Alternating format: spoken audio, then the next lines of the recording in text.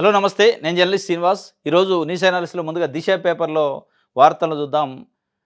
పథకాల ప్రచారంపై సర్కార్ focus పెట్టిందట. Schemes ప్రజలకు వివరించేందుకు కసరత్తు, ప్రత్యేక కార్యాచరణ. ప్రజలు లబ్ధి పొందుతున్నా ప్రభుత్వానికి పేరొస్తలేదని నివేదికలు. ఎమ్మెల్యేలు క్షేత్రస్థాయికి వెళితేనే వర్కౌట్ అయ్యిద్ది. వారికి ఇప్పటికే సీఎం రేవంత్ ఆదేశాలు. ఎమ్మెల్యేలు నియోజకవర్గాలను ఉండాలని పథకాల ప్రచారం పైన సర్కార్ ఫోకస్ పెట్టిందట. ముఖ్యమంత్రి రేవంత్ రెడ్డి గారు ఇప్పటికే ఎమ్మెల్యేలకి 2, 3 సార్లు చెప్పిండు. క్లాస్ పీకిండు. ప్రోగ్రెస్ రిపోర్ట్ అండు. మీరు తిరగకపోతే కుదరదు. టికెట్లు రావని కూడా డైరెక్ట్‌గా చెప్పేసిండు. ఇప్పుడు ముఖ్యమంత్రి గారికి ఇంటెలిజెన్సీ రిపోర్ట్‌లు ఏమొస్తున్నాయంటే, పథకాల ప్రచారం చేయకపోతే మనం పుట్టి మునిగిద్ది కథ.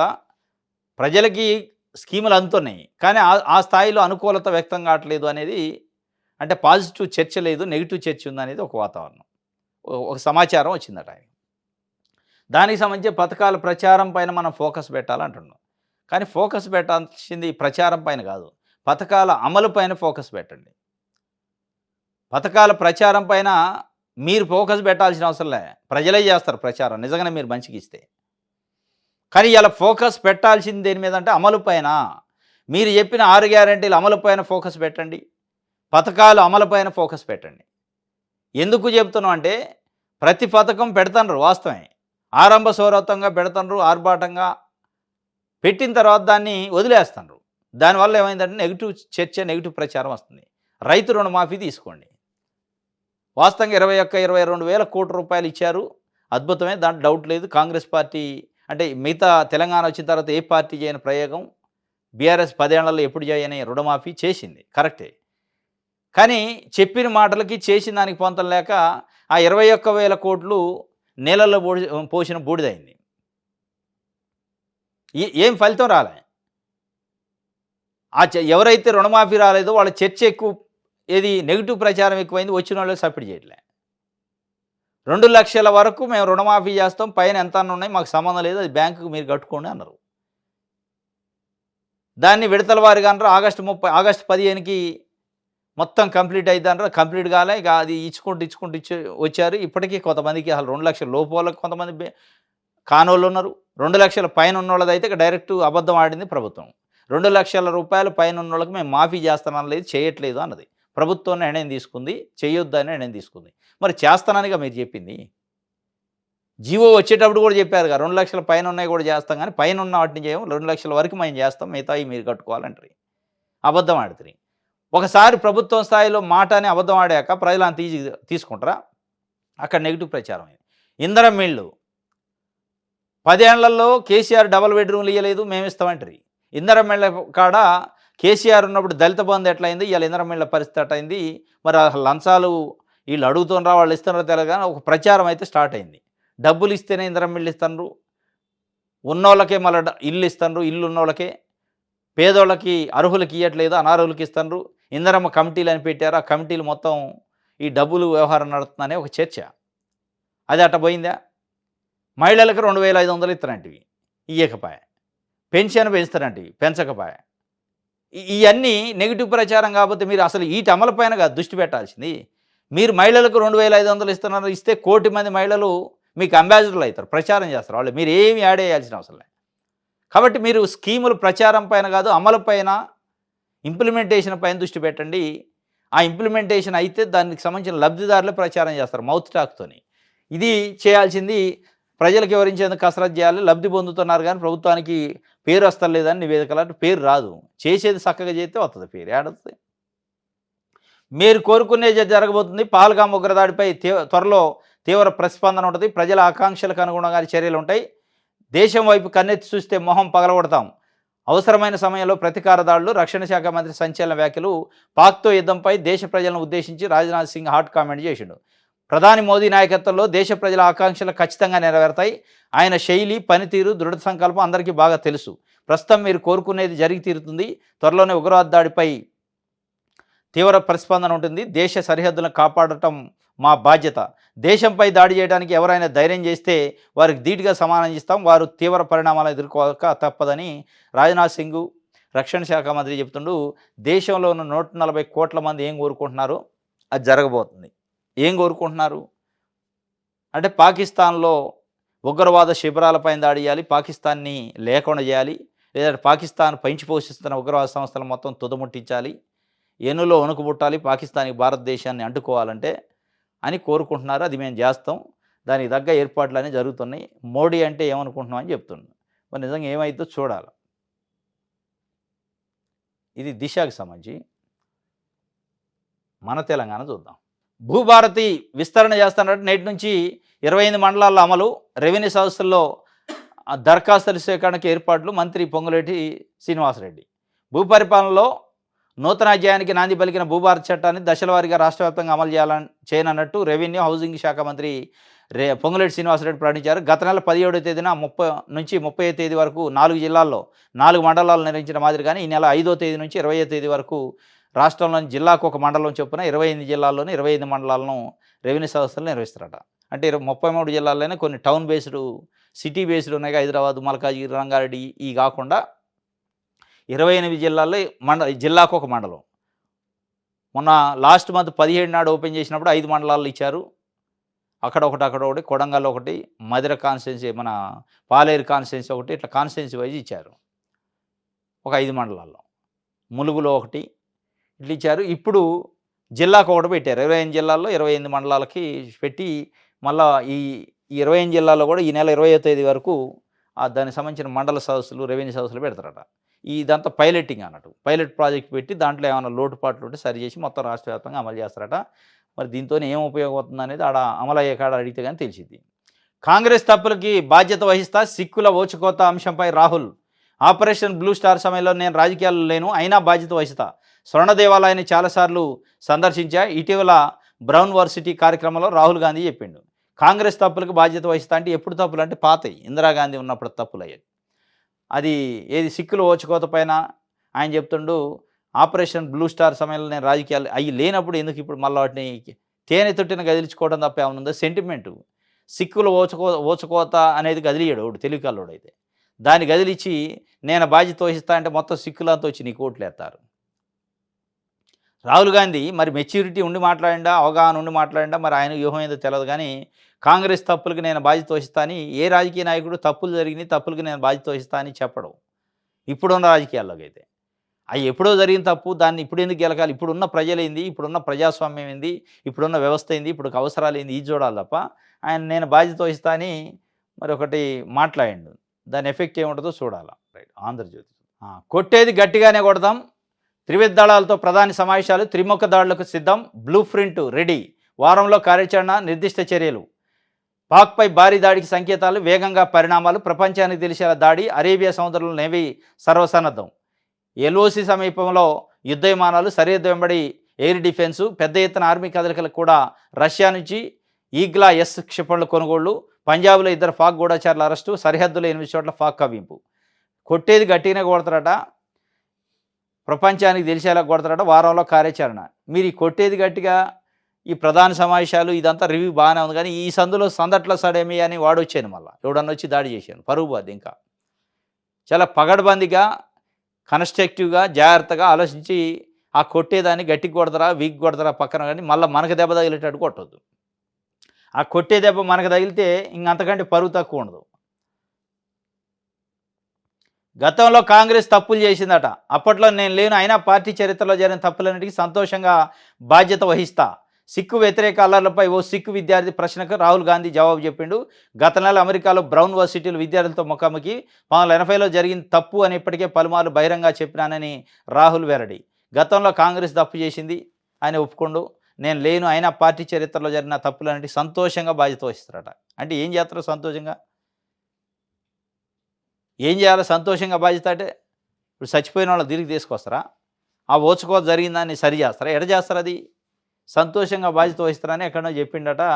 వాళ్ళ ఏది ఈ మధ్య అమెరికాలో బ్రౌన్ యూనివర్సిటీలో జరిగిన ముఖాముఖిలో చెప్పిండట.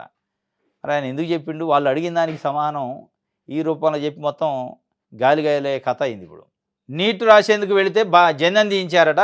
కలబుర్గిలో నిరసన, బెంగళూరులో నీట్ రాసి ఎగ్జామ్ రాయడానికి పోతే జంజం దించారట. మరి జంజం ఏమాట వచ్చింది వాళ్ళకి ఎగ్జామ్కి? జంజము, చెవి కమ్మలు ఇవన్నీ తీసిపించారు చాలామంది. నేను నీట్ ఎగ్జామ్లో చాలా టెన్షన్ పెట్టారు మన దగ్గర కూడా తెలంగాణలో. ఇది ఆంధ్రజ్యోతి సంబంధించి. వెలుగు చూద్దాం. వీడీసీల దాదాగిరిట, ఊర్లలో విలేజ్ డెవలప్మెంట్ కమిటీల అరాచకాలు, అయ్యే ఇందిరమ్మ కమిటీలు అంటే వీడీసీలు అంటే విలేజ్ డెవలప్మెంట్ కమిటీలని, ఇందిరమ్మ కమిటీలని పెట్టారు. ఆ వీడీసీలు చెప్తేనే ఇందిరమ్మ ఇల్లు వద్ది, ఆ వీడీసీలు చెప్తేనే పెన్షన్ వద్ది, ఆ వీడీసీలు చెప్తేనే మిగతా స్కీములు ఏదైనా వస్తాయట.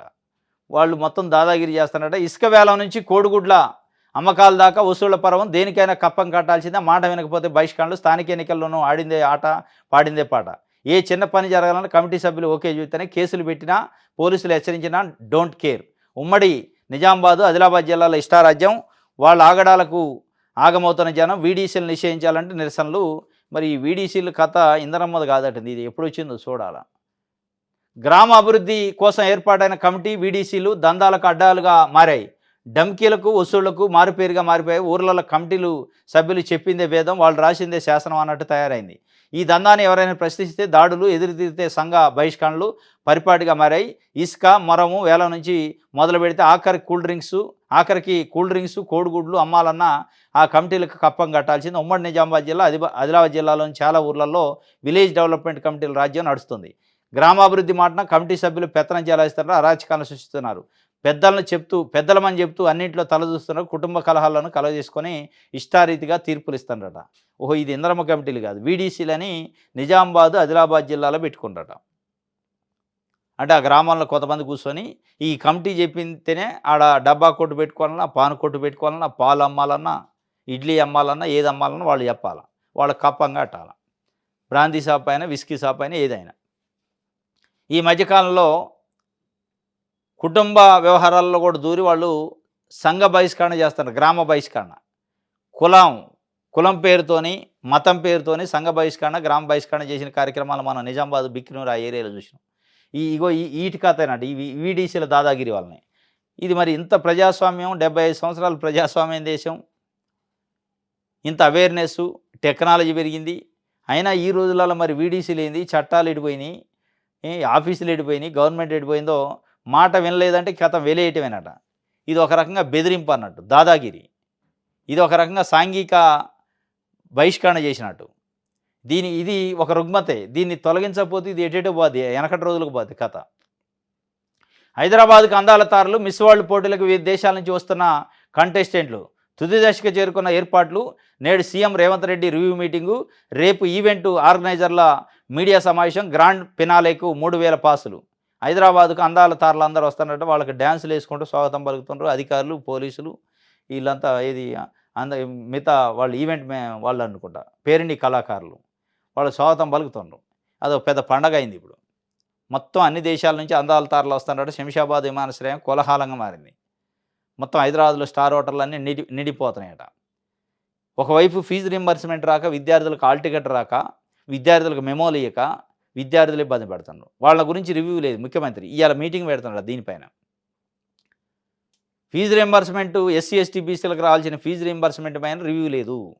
ప్రైవేట్ స్కూళ్ళ దోపిడీ పైన, ఫీజుల దోపిడీ జరుగుతుంది, దానిపైన రివ్యూ లేదు. విద్యా కమిషన్ అనే ఒకటి వేశారు ఆకునూరు మురళి గారితో. ఆ కమిషన్ ఎడిపోయిందో, ఆ కమిషన్ ఇచ్చిన రిపోర్ట్ ఎడిపోయిందో, మళ్ళీ జూన్ 12 స్కూళ్ళు ఓపెన్ అయ్యేటట్టు వస్తుంది. అప్పటికే ప్రైవేట్ స్కూళ్ళు జలగల లెక్క పిండుతూనే ఉన్నాయి రక్తాన్ని, ప్రజల రక్తాన్ని. అయినా దానిపైన రివ్యూ లేదు. ఆ ఫీజులు కట్టడి చేసే మీటింగ్ లేదు. ఫీజు రీంబర్స్ మీటింగ్ లేదు, ఫీజులు కట్టడి చేసే మీటింగ్ లేదు. కానీ ఇదైతే రివ్యూ పెట్టిండు. అందాల పోటీలు. ఈ అందాల పోటీలతో ఎవరు కడుపు నిండిద్ది అంటే రాష్ట్రానికి పెట్టుబడులు వస్తాయి అంటారు. వస్తాయేమో. ఇప్పుడు దీనికంటే ముందు అవి చేయాలి కదా. ప్రజలకు సంబంధించింది, పేదలకు సంబంధించింది, విద్యార్థులకు సంబంధించింది మీటింగే పెట్టకుండా నేను అందాల పోటీలకు సంబంధించి రివ్యూ పెడతా, అందాల భామల మొత్తాన్ని తీసుకొస్తా. ఏం చేయాలి ఇప్పుడు? తినడానికి తిండి లేనివాడు అందాల పోటీలు చూసి ఎలా, చదువుకోవడానికి చదువు లేనివాడు, చూంచుకోవడానికి వైద్యం లేనివాడుకి తీసుకొచ్చి అందాల పోటీలు పెట్టి ఎవరిని ఎంటర్టైన్ చేయడానికి, ఇది ఎవరి కోసం ఈ పోటీలు అనేది ఇలా ప్రభుత్వం చెప్పాలి సమానం. హైదరాబాద్కి మొత్తం అందాల తారలు వచ్చారట. వీడీసీల చర్యలు చట్ట వ్యతిరేకమని అఖిల్ మహాజన్ ఆదిలాబాద్ ఎస్పీ చెప్తుండు. మరి చట్ట వ్యతిరేకం అయితే మీరు ఎందుకు బ్యాన్ చేయట్లే? ఎంతమంది మీద కేసులు పెట్టారు?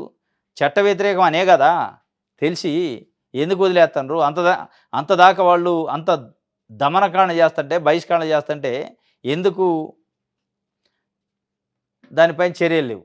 రైతు ముంగిట్లో శాస్త్రవేత్తలాట. మంత్రి తుమ్మల వెల్లడి. 1200 గ్రామాల్లో 200 మంది సైంటిస్టుల పర్యటన నేటి నుంచి. రైతు ముంగిట్లోకి శాస్త్రవేత్తలు అవుతున్నట్టు. దేనికి ఇల్లు శాస్త్రవేత్తలు? ఈ శాస్త్రవేత్తలు చెప్పేవి పాటిస్తే రైతులు పంట పండిస్తారా? శాస్త్రవేత్తలు చెప్పేది ప్రాక్టికాలిటీ ఉండదు. వాళ్ళు చెప్పేది ఒకటి ఉంటుంది, వీళ్ళు చేసేది ఒకటి ఉంటుంది. రైతు ముంగిట్లోకి రైతు బంధు రావాలా, రైతు ముంగిట్లోకి రైతు బీమా రావాలా, రైతు ముంగిట్లోకి రైతు రుణమాఫీ రావాలా, రైతు ముంగిట్లోకి రైతు పండించిన పంట గిట్టుబాటు ధర రావాలి. శాస్త్రవేత్తలు కాదు రావాల్సింది. శాస్త్రవేత్తలు వచ్చి ఒకరోజు చెప్పిపోతే ఇక దాన్ని పాటిస్తారు రైతులు. అది అయిద్దా? పంట పండిద్దా? ఈ ఈ ఈ మన మన దగ్గర చేసే వ్యవసాయంలో శాస్త్రవేత్తలు చెప్పిన పద్ధతిలో పని చేస్తే పంటే పండదని రైతుల నమ్మకం. వాళ్ళు చెప్పేది ఒకటి ఉంటుంది, వీళ్ళు చేసేది ఒకటి ఉంటుంది. ఇలా కావాల్సింది గిట్టుబాటు ధర, కావాల్సింది రైతు బంధు, కావాల్సింది రైతు బీమా, రైతు రుణమాఫీ. అయ్యి వదిలేసి శాస్త్రవేత్తల ముంగిట్లో రైతుల ముంగిట్లోకి శాస్త్రవేత్తలు తీసుకొస్తే ఏం చెప్పాలి వీళ్ళు వచ్చి శాస్త్రవేత్తలు? దీంట్లో ఇది ఉంది, దాంట్లో అది ఉంది, ఇది చేయొద్దు, అదే చేయొద్దు అని చెప్తారు. పొటాషియం లోపం, జింక్ లోపం ఉంది, ఏం చేయాలంటే ఏదో చెప్తారు. అది అయ్యేది కాదు ప్రాక్టికాలిటీ. వీళ్ళు చెప్పేది కాదు. తీసుకొస్తే తీసరండి. దీనికంటే ముందు అసలు కనీసం గిట్టుబాటు ధర ఉండాలి, మార్కెటింగ్ ఉండాలి. అది ఏది లేకుండా ముంగిట్లోకి నేను శాస్త్రవేత్తలు తీసుకొస్తా, మార్చి 31 కల్లా రైతు భరోసా పూర్తి చేస్తానంటే అది పోయింది. రైతు ముంగిట్లోకి రైతు భరోసా పోయి రైతు ముంగిట్లోకి శాస్త్రవేత్తలు వచ్చారు. ఎల్ఆర్ఎస్ తర్వాత జియో 59 వద్దట పెండింగ్ అప్లికేషన్లు పరిష్కరించేందుకు రాష్ట్ర సర్కార్ కసరత్తు. ఎల్ఆర్ఎస్ ప్రయోగం చేశారు, 1950 కోట్లు వచ్చినాయి. మళ్ళీ ఒక నెల పెంచారు, డబ్బులు 10,000 కోట్లు టార్గెట్ పెడితే అవి రావట్లే. ఇక దాని తర్వాత 58, 59 జియో తీస్తారట. దీనికి కూడా డబ్బులు కట్టించుకోవడానికి ఇది కథ. అది తెచ్చి ఎవరైనా 150 గజాలు ఇల్లు కట్టుకొని ఉంటే దాన్ని రెగ్యులరేషన్ చేయడానికి 59, 58 జీవో. ఈ జీవోతోని మళ్ళీ డబ్బులు కట్టిస్తారు వాళ్ళతోని ఇది ప్రజల దగ్గర. ఇక అది వస్తుందట. మొత్తం వసూలు కార్యక్రమమే. నమస్తే తెలంగాణ చూద్దాం. సన్నాల రైతులకు సున్నమట. బోనస్ చెల్లింపులో కాంగ్రెస్ సర్కార్ నిర్లక్ష్యం. కొట్టుకుపోయిన ఆశలు పాపం నీళ్ళలో కొట్టకపోయినాయి. వరదలు ధాన్యం ఇప్పటికి కూడా రోడ్ల మీద ఉన్నాయి. రోజు ఒక వాన వస్తుంది, అకాల వర్షాలు. ఇప్పటివరకు కొనుగోలు చేసిన సన్నధాన్యానికి చెల్లించాల్సిన బోనస్ 515 కోట్లు. విక్రయించిన 2 రోజుల్లోనే చెల్లిస్తామన్న సర్కారు. కానీ ఇప్పటివరకు రైతులకు వచ్చింది 0. నెల రోజులుగా రైతులు పడిగాపులు. సన్నాల కొనుగోలులోనూ అధికారులు కొర్రీలు. బోనస్ తప్పించుకునేందుకు కుట్రలు. 10 లక్షల టన్నులు దాటిన సన్నాల కొనుగోళ్లు. మరోవైపు చుక్కలు చూపిస్తున్న మిల్లర్లు. క్వింటాకు 5 నుంచి 10 కేజీల కోత. ఒప్పుకుంటేనే ఒడ్లు దించుకుంటామని మెలక. అయినా పట్టించుకొని పౌర సరఫరాల సంస్థ. సర్కారు మిల్లర్ల దొంగాటతో రైతులకు తిప్పలు. సన్నాల రైతుకు సున్నం పెట్టారట, బోనస్ పెట్టలే. బోనస్ 515 కోట్లు బకాయి ఉందట. సన్న ఒడ్లు కొనడానికి కూడా ముందుకు రావట్లేదట. ఎందుకంటే బోనస్ ఇవ్వాల్సి వద్దని ఏదో కొర్రి పెట్టడం, తేమ ఉంది అది ఉందా అంటాం, వాళ్ళని తప్పించే కార్యక్రమం చేస్తున్నారట. చాలా తీవ్రమైన ఇబ్బంది పడతారు రైతులు పాపం. ఇలా ధాన్యం కొనేటోళ్ళు లేడు. కొంటే 5 నుంచి 10 కేజీలు తరుగు కోత వేసుకుంటున్నారు. అట్లా అయితేనే దింపుతారంటున్నారట బండిలోంచి, ట్రాక్టర్లోంచి. లేదంటే దింపుకోమంటే ఏం చేయాలి పాపం? పైన వర్షం వచ్చేటట్టుంది, అకాల వర్షాలు తడతాయి. ఎంతకోగా అంతకని అమ్ముకొని పోయే పరిస్థితి ఇష్టం లేకపోయినా. తుమ్మల నాగేశ్వరరావు గారు వ్యవసాయ శాఖ మంత్రి రైతుల ముంగిటికి నేను శాస్త్రవేత్తలను తీసుకొస్తా అంటాడు. శాస్త్రవేత్తలు కాదు తీసుకొచ్చాల్సింది. ఈ వీళ్ళ బాధలు అన్ని వడ్డీకి ఇయడానికి కొనేటువంటి పట్టరండి. కొనే కేంద్రాలు ఎక్కువ చేయండి. కొనండి ముందు.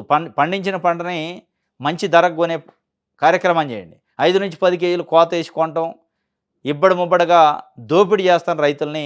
అడిగేటోళ్ళు లేడు, నోట్లో నాలుక లేని వాళ్ళు రైతులు అడగలేరు అని చెప్పి అడ్డగోలుగా దోపిడీ అనమాట. అడ్డగోలుగా దీన్ని ఎవడు ఆపేటోళ్ళు లేడు. ఏ ప్రభుత్వం అన్నా. బీఆర్ఎస్ ఉన్నప్పుడే వీళ్ళు చెప్పారు. బీఆర్ఎస్ వాళ్ళు ప్రభుత్వం ఉండి మొత్తం రైతులను దోపిడీ చేస్తారు, 5 నుంచి 10 కేజీల తూకంలో తరుగు తీస్తారా, ఎట తీస్తారా అంటారు. మరి వీరు చేసేది అదే. ఎవడు చేసినా అదే. రైతుల మీద పట్టడం, రైతుల్ని పీక్క తింటాం తప్ప రైతులకు మేలు చేసేటోడే లేడు అనేది వాళ్ళ రైతాంగం పాపం చూడు వరదలో కొట్టకపోయినాయి. ఎవడు చెప్పుకోవాలి? ఆరుగాలం కష్టపడి పండించిన పంట కళ్ళ ముందే గంగపాలు అవుతుంటే ఏం చేయాలి? అసలు అది ఎవడికని చెప్పుకునే బాధనైనా, చెప్పుకుంటే తీరే బాధనైనా, మామూలు ఆవేదన, మామూలు బాధన, దుఃఖమా? ఈ దుఃఖానికి కారణం ఏంది? ప్రభుత్వం వైఫల్యం. ప్రభుత్వం టైంకి నీకు ఎక్కువ సెంటర్లు పెట్టి అప్పటికప్పుడే కొనేసి పక్కన పడేస్తే, గూడెంలో పడేస్తే ఈ బాధ ఉండదు కదా. నీళ్ళల్లో దేవి చాటతో తీసుకుంటుంది ఒడ్లు, నీళ్లు వంపేసి ఒడ్లు ఏంటి పనికొస్తాయి ఆ ఒడ్లు? ఇక రేపు మళ్ళీ అడ్డీ పావు షేరుకి అడుగుతారు వాళ్ళు. ఇది రైతులకు సంబంధించి సున్నం కొట్టింది. ఉద్యోగుల పోరుబాట. జూన్ 9న 1,00,000 మందితో చెలో హైదరాబాద్ అట. ఇందిరా పార్క్ వద్ద మహాధరణ. మే 15న నల్ల బ్యాడ్జీలతో నిరసన. సమస్యలు పరిష్కరించుకుంటే జూన్ తర్వాత ప్రత్యక్ష ఆందోళన. సామూహిక సెలవులు, pen down, work to rule. మానవాహారాలు, సామూహిక భోజనాలతో నిరసన. ఉద్యోగ జేఏసీ నేతల హెచ్చరిక. కాంగ్రెస్ సర్కారు మోసం చేసిందని ఆగ్రహం. ఉద్యోగుల పోరుబాట. జూన్ 9న 1,00,000 మందితో హైదరాబాద్లో మీటింగ్ ఉందట. ఉద్యోగుల పోరుబాట కాంగ్రెస్ సర్కార్ మోసం చేసిందని ఆగ్రహం వ్యక్తం చేశారు. కరెక్టే. కాంగ్రెస్ సర్కార్ మోసము, బీఆర్ఎస్ సర్కార్ మోసం కంటే ముందు ఈ ఉద్యోగ సంఘాల నాయకులు ఉంటారుగా రాష్ట్ర స్థాయిలో, వాళ్ళు ప్రధానమైన వెన్నుపోటుదారులు ఉద్యోగులకి. ప్రధానమైన మోసకారులు వాళ్ళు. అరే! అంటే పాలాభిషేకాలు చేసేది కేసీఆర్ ఉన్నప్పుడు. అంటే పాలాభిషేకాలు. ఆయన అపాయింట్మెంట్ ఇచ్చిండంటే బయటకొచ్చి పాలాభిషేకం. కేసీఆర్ మాదంతా ఇనడు. మేము చెప్పిందంతా ఇనడు. ఇంటేనే పాలాభిషేకాలు. చేయకపోతే చేస్తే కాదు. ఇంటే చాలు ఇక పాలాభిషేకమే. పాలు పట్టుకోవటం, పోయటం, ఫోటో పెట్టడం, పోయటం. ప్రధానమైన మోసకారులు ఎవరంటే ఉద్యోగ సంఘాల నాయకులే. ఉద్యోగ సంఘాల నాయకులంతా మోసకాళ్ళు, వెన్నుపోటుదారులు లేరనేది ఇలా కింద ఉన్న ఉద్యోగులు అనుకుంటున్నారు పాపం. సామాన్య ఉద్యోగులు. మీ లూజు వల్లే మీరిచ్చిన ఆ లూజు వల్ల, ప్రభుత్వంతో మీరు చేస్తున్న లైజిన్ వల్ల, మీ సొంత లాభాల కోసం పాలాభిషేకాలు చేయటం వల్ల ఇవాళ ఉద్యోగ సంఘాలంటే ప్రభుత్వానికి లెక్కే లేదు. ఏముందో వాళ్ళని బెదిరిస్తే ఆగుతారు. వాళ్ళకి చాలా కథలున్నాయి. వాళ్ళ అవినీతి అక్రమాలు చాలా ఉన్నాయి. ఉద్యోగ సంఘాల పేరు చెప్పి వాళ్ళు చేసిన ఘనకార్యాలు చాలా ఉన్నాయి. కాబట్టి వాళ్ళు మన చెప్పు చేతల్లో ఉంటారు, చెప్పినట్టు వింటారని. ఇప్పుడు కేసీఆర్ దగ్గర అంతే జరిగేది. ఆయన పోయేది, పిలిపించుకునేది, ఎప్పుడో మాట్లాడేది, ఒక 2 నిమిషాలు మాట్లాడేది. మీదంతా మీకు చిట్టా అంతా నా దగ్గర ఉందనగానే వామ్మో ఏదో చేసేటట్టు ఉండని బయటకు వచ్చి, సారు మంది అంతా వినడు, మన బాధలన్నీ వినడు, పరిశీలిస్తున్నాడు, పాలాభిషేకం చేయాలి. అది పరిశీలించేది లేదు, అయ్యేది లేదు. అదే కథ నడుతుంది. 5 డిఏలు పెండింగ్ ఉన్నాయి. పీఆర్సీ లేదు, ఫిట్మెంట్ లేదు. ఇది మరి వాళ్ళు జూను 9 నాట 1,00,000 మందితోని చలో హైదరాబాద్, మే 15 నల్ల బ్యాడ్జీలు, నిరసనట, పెన్ డౌన్, ఇంకేదో చెప్తున్నారు. జేఏసీ డిమాండ్లు ఏంటంటే ఉద్యోగ యుద్ధ ప్రాతిపదికన పెండింగ్ బిల్లులు చెల్లించాలి, పెండింగ్లో ఉన్న 5 డిఏలను వెంటనే విడుదల చేయాలి. అది అయ్యేది కాదు. 5 కాదు, ఒకటి చేసినా బ్రహ్మాండమే. ఉద్యోగుల హెల్త్ స్కీమును పూర్తి స్థాయిలో అమలు చేయాలి, కాంట్రిబ్యూటరీ పెన్షన్ స్కీమ్ రద్దు చేసి పాత పెన్షన్ విధానం అమలు చేయాలి. ఇది కాదు. 51% ఫిట్మెంట్తో పీఆర్సీ ఇవ్వాలి. స్థానిక ప్రతిపాదికన అదనపు పోస్టులు సృష్టించి జీవో నెంబర్ 317 అమలు చేయాలి. అన్ని ప్రభుత్వ శాఖలో ప్రమోషన్ల కమిటీని ఏర్పాటు చేసి ప్రమోషన్లు కల్పించాలి. ఎన్నికల సమయంలో బదిలీ చేసిన వారిని పూర్వస్థానాలకు పంపాలి. 2025 మే, జూన్ మాసాల్లో ఉద్యోగుల సాధారణ బదిలీని చేపట్టాలి. ఎంత దౌర్భాగ్యం అంటే తెలంగాణలో కాంగ్రెస్ పార్టీ ప్రభుత్వం వచ్చాక 18 నెలలు దాటింది ప్రభుత్వం వచ్చి. 2023 నవంబర్కు ముందు ఎన్నికల బదిలీలు చేశారు. ఎన్నికల కమిషన్ ఎంఆర్ఓల్ని, ఎండిఓల్ని ఇట్లా వేరే జిల్లాలకు బదిలీ చేశారు. వాళ్ళని కనీసం తెచ్చుకునే ఏర్పాటు కూడా లేడు. వాళ్ళ సొంత జిల్లాలకి ఎమ్మటే కోడ్ కాగానే తేవాలి. 18 నెలలు అయింది, వాళ్ళని గానినోడు లేడు.